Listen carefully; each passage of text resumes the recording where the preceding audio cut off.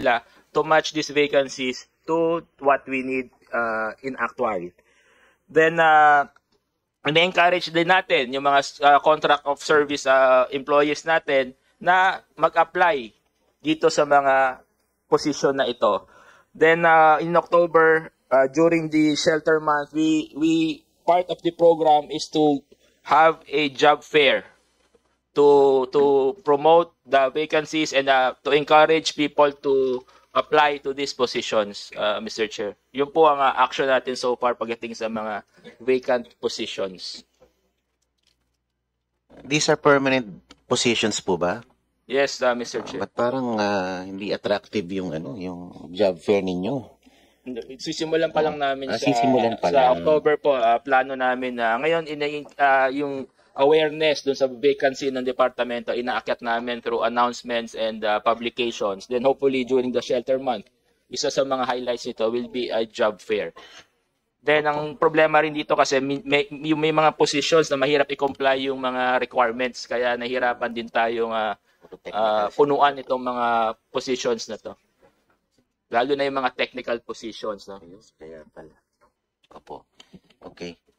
Ano po itong mga architect, engineer posts? Marami dito, Mr. Chair, yung mga environmental planners, architects, halos lahat po ng trade, meron po tayong kailangan.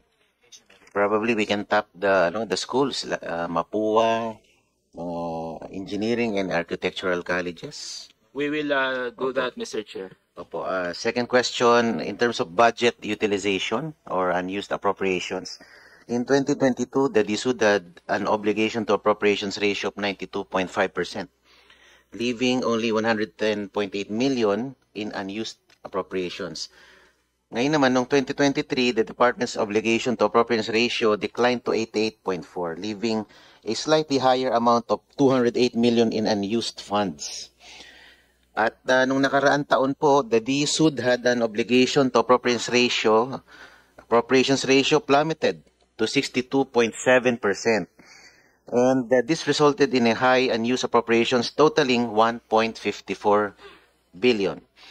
And correlatedly, and it bears emphasizing that the disbursement rate for the department also fell from 84.3 in 2023 to 56% in 2024. So, this is in juxtaposition to the number of housing needs and pending settlement-related cases that has steadily increased over the years. Kindly explain to us why the department's utilization is showing an adverse effect. Mr. Chair, if I may answer, ang malaking factor po kaya mababa ang utilization is hindi nagagalaw yung interest subsidy budget dahil mababa yung production ng 4PH. Kasi nung pinropose yung subsidy budget na yan, ang numerong pinoproject na mapoproduce ng 4PH ay napakataas. So nasa 700 million po yan yung annual na interest subsidy budget. Ang isa pa pong hindi kaya rin tumaas yung hindi nagagamit na pondo is dahil doon sa EDSAP. Pero nahabol na po natin yan. Nagkaroon tayo ng backlog sa paglabas ng assistance na to. So ang malaking portion po ng unused budget natin is the interest subsidy due to low production of the 4PH program. And that brings me to my third question. Ang target po ng 4PH is 6.5 million homes? Mr. Chair, ang target po ng 4PH na dating 1 million units per year in 6 years na 6 million ay 300,000 na lang until 2028. Okay, how do we explain the reduction to the people? Ba't po natin binaba? Number one, ito po, Mr. Chair, nandito na tayo sa makatotohanan. No? This is the realistic number, no? Na hindi rin naman madaling makuha, honestly. No? Pagka hindi natin ginandahan yung programa natin, kahit itong 300,000, hindi natin ito ma-achieve. So, ito talaga, to answer you, ito lang talaga yung kaya 300. Whether we like it or not, we have to be transparent about this, na hindi na namin tatamaan yung previously target na 6 million. So, you have set a more realistic target na. Yes, Mr. Chair. Opo. And the main reason na hindi po na-achieve yung target, Ang unang-una po, producing 6 million units in 6 years is very challenging. Kahit buhusan natin ng pera yan, in reality, hindi po natin magagawa yan kasi wala naman tayong kapasidad, yung mga developers, contractors, and others na suportahan yung 6 million units in 6 years. Kaya hindi po talaga realistic yung 6 million na target na yan. Kaya hindi na ho namin pinapaikot-ikot pa yung paliwanag. Kaya hindi namin tinamaan yung 6 million kasi hindi ho talaga realistic. Ang realistic lang po namin nakikita ngayon, considering yung capacity ng mga contractors, developers, and yung demand side natin, is only 300,000 comprised of all the modalities of the expanded 4PH. Thank you, Mr. Chair. sino pong nag-set ng unrealistic target na yan in the first place? Nadatnang ko po yan na 6 million. No? So, anyway, moving forward, pinaliwanag ko po kay Presidente, Mr. Chair, na ito yung realistic. At the same time, hindi rin po ito madaling ma-achieve. This is a very challenging number. 300,000 itself is a challenging target, Mr. Chair. Thank you, Mr. Secretary. Thank you, Mr. Chair. I have no other questions. Thank you. Yeah, before we proceed, I just have one question to the Secretary. Itong 300,000 units, saan ito? If Mr. Chair, ano pa to? Demand-driven na to. No? So yung mga developers na alam nila kung nasan yung demand, dahil private sector funded to, mga negosyante yan, kung saan may demand, dun sila nagtatayo.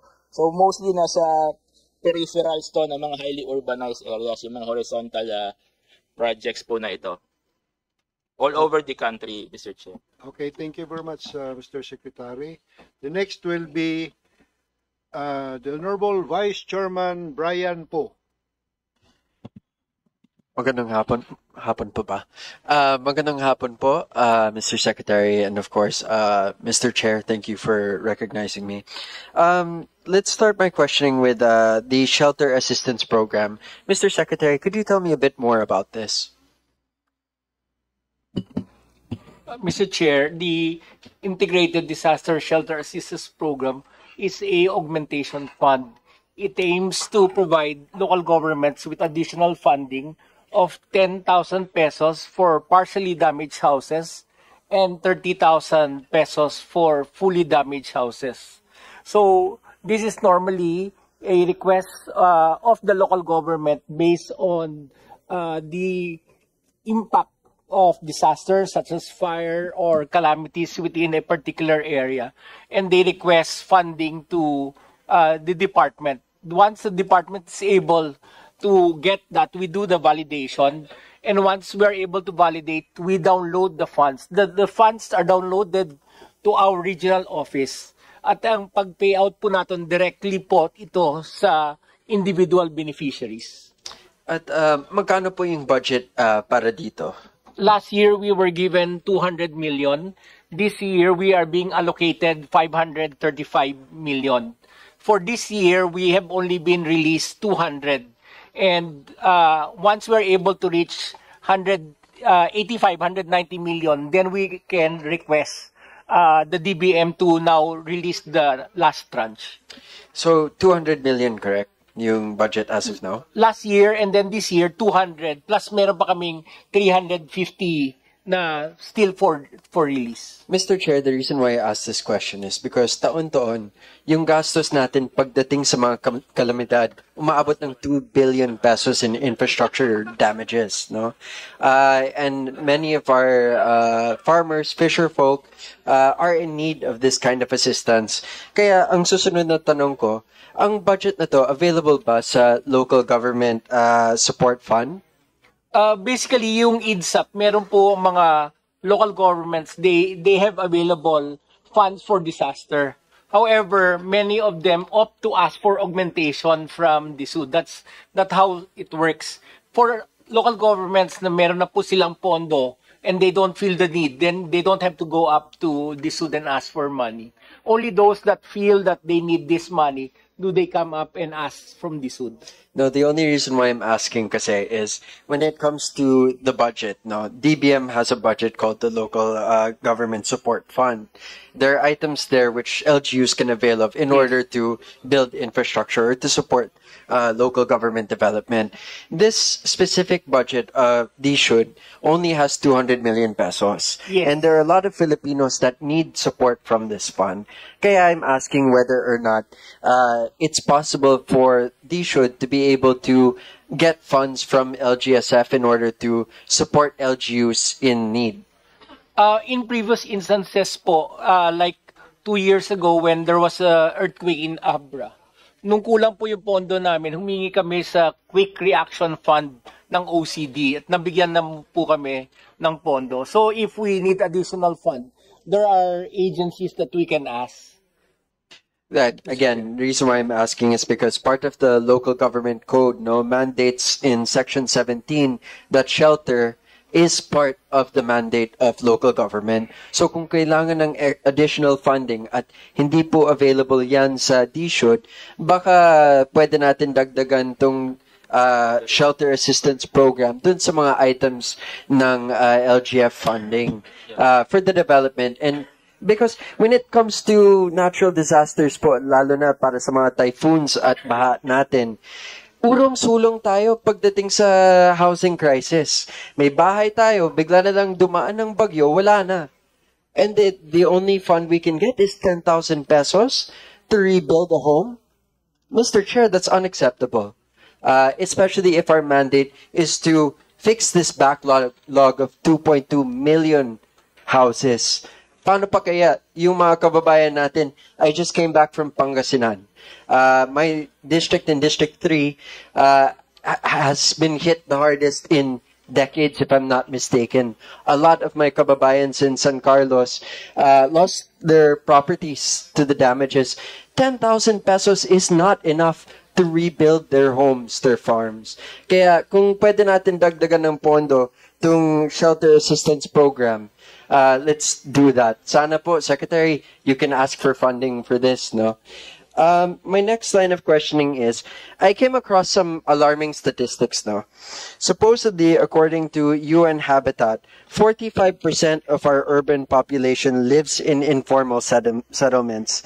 Here in NCR specifically, 500,000 informal settler families exist. That's 1/5 of the NCR family population based on these statistics. Is this correct, Mr. Secretary? Mr. Chair, yes, we have the same figure. Our figure in the NCR is 577,000. And then I noticed that the trend now, in, for example, San Juan and Manila, is to promote vertical housing projects within the community. Kasi ang problema, pag gumagawa tayo ng mga bagong resettlement locations, laging bumabalik sa mga informal areas ang mga kababayan natin. Kasi yung hanap buhay nila, nandun pa rin sa city. Are we promoting more vertical projects? Can I have a statistic on how much funding we're putting into vertical housing projects to address this urban crisis versus our horizontal projects? Mr. Chair, ideally, vertical housing is really applicable to highly urbanized areas, especially in the NCR. Unfortunately, ang nag-hold sa atin to produce socialized housing vertical projects is number one, mahal masyado yung lupa. Hindi makakomply yung mga developers do sa price socialized housing ceiling of 1.8. And second, pag itataas naman natin, hindi na kaya nung buyer. Kaya ang nagiging proposal natin ngayon as a compromise yung rental modality. Yung mga nasa NCR or highly urbanized area na hindi kayang bumili, kung madadagdagan yung pondo natin, isa sa mga madadagdagan dito are the rental housing program or the developments po ng housing program, rental, para dun sa mga kababayan natin na kailangan. At Mr. Chair, if I may, where are these rental programs? Madalas NCR, Cebu City.